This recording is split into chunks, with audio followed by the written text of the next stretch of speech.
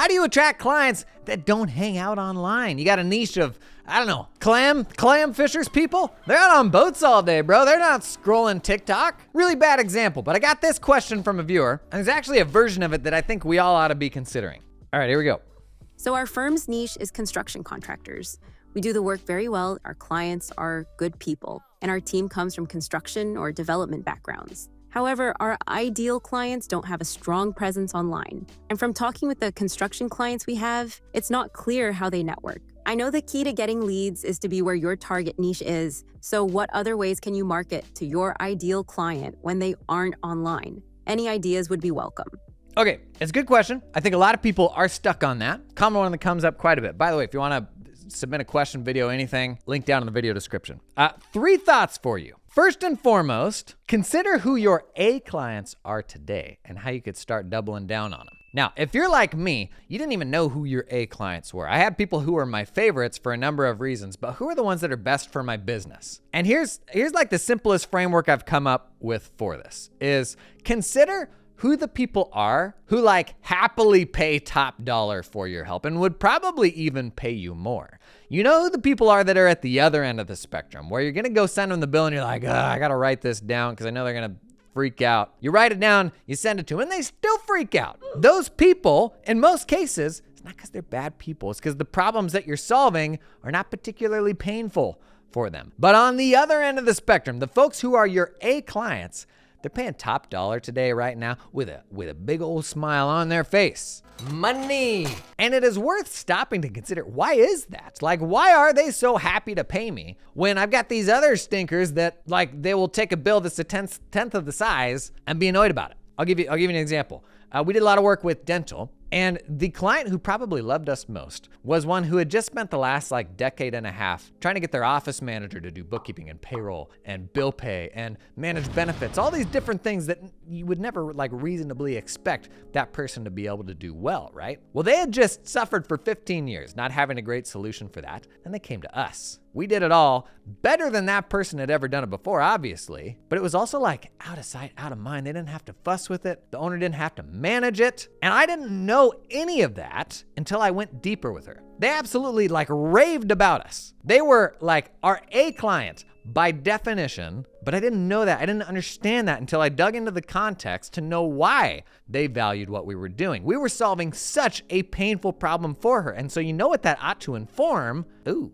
How do I find other dentists who are trying to get office managers to do stuff that they can't do, get them in my web so that they're happy too? Because for them, it's probably pretty painful, unless they've got some unicorn office manager that can do all these things. That probably ought to inform how I market. But once you've identified those A clients, the very best of the best, like if they are good people, which it sounds like in this case, like they've built some real relationships here, in all likelihood, those people are gonna be happy to help you. And by help you, I mean, get their friends to come work with you too. And this is, as soon as you start thinking about asking for referrals, you're like, bro, I am an accountant. I don't want anybody doing me favors. I get nervous just thinking about it. But here's the problem, is the default path for most accounting firms just taking whatever people send to me, like not proactively asking for referrals. If you don't go out and control that process, then what word of mouth actually means is more, when what I really want is better. I can see the B-roll in my head. I'm better. Most of us in our current state right now, if you just gave us more of the same thing, it may not make our lives easier or better. What I want to do is like, how do I find the next client that will pay me 1.5x to do the same work so I can cut like 2 legacy clients? That's what I want. But if I just let any old referral come into the door, like if my A, B, C, and D clients are all sending me referrals,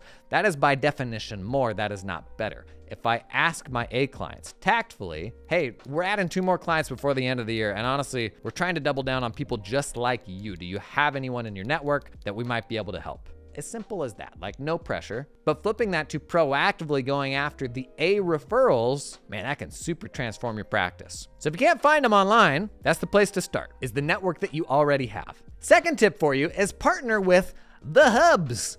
Every type of business has various hubs where these people congregate, and they may even be really weird things. Like, for example, I worked with a guy who was a John Deere parts dealer, and he knew every farmer within 50 miles and was the hub of all forms of gossip that you could imagine that went like well beyond tractor parts, but he just kind of became like the social hub because everybody had to come through there. And most industries have some version of that. It might be the dental supply person that swings through your office once a week. It might be a consultant that already has a client list of 30 people in this space that you could be useful to. Be like, hey, can I come run one of your monthly sessions for you? Or just like, how can I help you? It could be an equipment rental place, a permitting office. They don't need to be sexy things. A big one right now is software companies. Increasingly, we're getting more and more niche software that specific verticals are running on. And who's pouring more money to getting in front of people than software companies right now? Like if you got a software company with a $50,000 a quarter budget, which is like paltry by software company standards, to get in front of the same people that you want to get in front of, oh my gosh, how can you be useful to that software company? They're always looking for experts who like believe in their product. Like I wouldn't shill for something that I wasn't a believer in. But if they will literally pour money into putting you in front of the people that you want to work with, software companies are a pretty solid option there. So first thought, double down on A clients. Second thought, look for the hubs. Third thought, I don't believe you. I just don't. Because everybody's online these days. Like they really are. And if they weren't 24 months ago, like the rest of them are now. I had grandparents who didn't have a phone until 18 months ago. And now they do. Honestly, and this is a big change in society, even in the last 3 years, people spend their idle moments scrolling algorithms. And it's probably gonna be the end of civilization at some point, but for now, it's the best way to find clients. And I know you're not about to get up in front of that camera, that smartphone, and start dancing around. That's not what I'm asking you to do. But think about this. Imagine running a firm 20 years ago when the only way that you had to find clients was rocking up to like a chamber meeting that's 70% realtors, a couple insurance guys, and an investment advisor, right? If I was working with dentists then, okay, there's 3 clinics in town. That's pretty limiting, right? And so back then a niche practice was, I'm either traveling around the country meeting different people. It was fundamentally limited. The internet, social media, all those algorithms that people are scrolling, that enables a level of specialization that was never possible before. So maybe I could have had a dental niche before, but what I can have now, I can be the go-to firm for that practice manager who's doing a sucky job and looking for a better solution for all the stuff her boss is asking her to do. We're talking about construction and development here with the person that asked this question. What's a very, very specific version of that? Folks that do like, I don't know, LEED certified stuff. Is that still a thing? Maybe that comes with ESG reporting requirements or something very specific to them that's hard to find. Imagine going to a chamber meeting 20 years ago and trying to find somebody that specific, right? But these days, because everyone is online, it is so much easier to go micro niche, and going micro niche is how you get a whole client list of A clients. Call it niche and down, call it whatever you want to. We all have like different gut reactions to that, and a lot of us don't like it, and I get that. But a super common thing, even with people that are very active online, is to think either I've found everyone that's online, or they're not there to begin with. And both of those things are generally untrue. You will hit plateaus, and oftentimes your stuff won't be good enough. And so it actually won't find anybody, or won't be specific enough. So you're talking general business advice, how to read a balance sheet. Meanwhile, there's a million other people talking about how to read a balance sheet. That's not how you win out online. You win out by getting specific and speaking to the pains of a very specific type of avatar.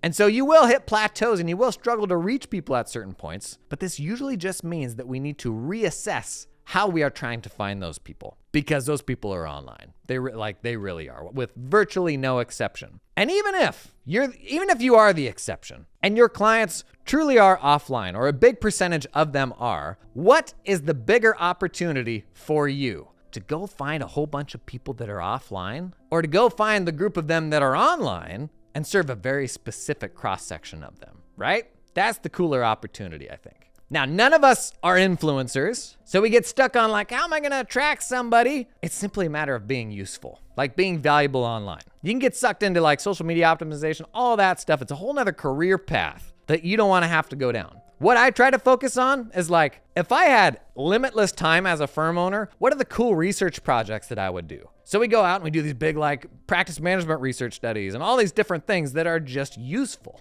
How can you show up online and be useful every day? Arguably the juiciest thing you can do between now and year end if you're a tax firm, buddy, tax planning. Let's save these people some money with this week's sponsor, Corby. Roll the music.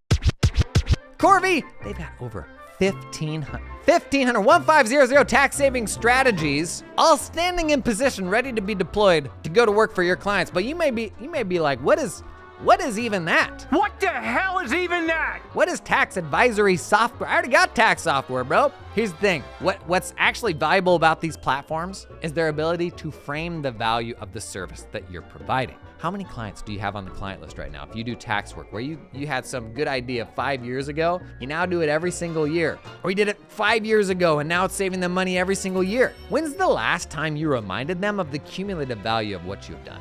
Tax savings, tax deferrals. That's what these platforms are great at. Honestly, I don't need another tool to calculate what their tax outcome will be. I've already got one of those. My favorite thing that these do, one, they identify opportunities that I may potentially be overlooking. And then two, they present to the client a clear visual that they can understand that summarizes all the strategies we've deployed for them and what that means in real Benjamin Franklins, okay?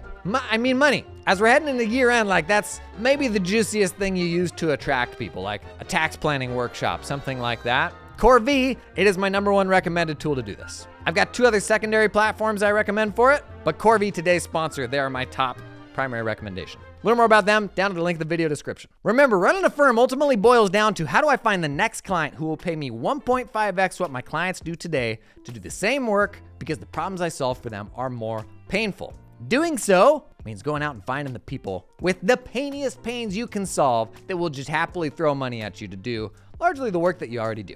If you like this format, actually been doing a number of Q&As now. In fact, why don't I link a little playlist? I think the last one we dug into was like, how do I find better clients? Because these stinkers I'm getting stumbling in the door right now, I feel like I can probably do better. Go check that one out, might be helpful for you.